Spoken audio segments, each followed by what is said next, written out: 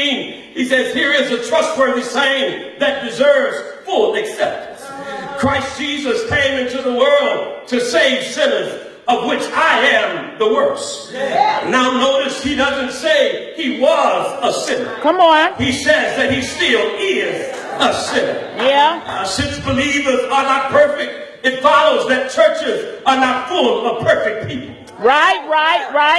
That's one of the things, Bishop Paramore, that I like about the church. We value authenticity here. I know that I'm a sinner. Yeah. And if you didn't know, now you know that you're a sinner. Right. We're a church full of forgiven failures.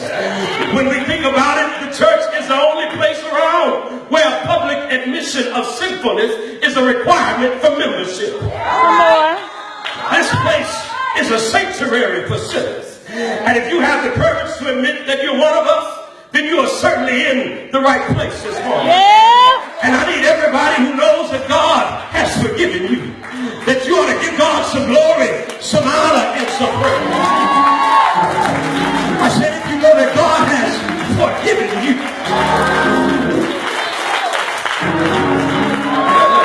Hallelujah. We are forgiven sinners. But then secondly, we need to let the hypocrites know that we are not what we used to be. Right.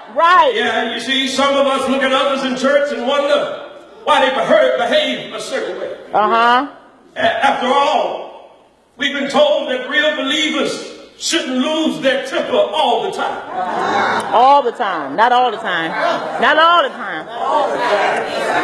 A real genuine believer shouldn't struggle with alcohol. A true believer shouldn't cuss folk out. Not all the time. Right. Not all the time. That's what we say when we look at each other. That's what we say. We might even think to ourselves that these people are the best God can do.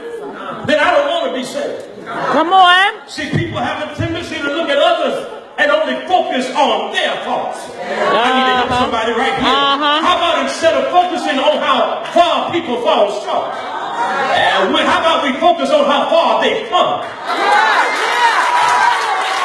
Even though many of us have a long way to go in several areas of our lives, we are totally different today than we were before God.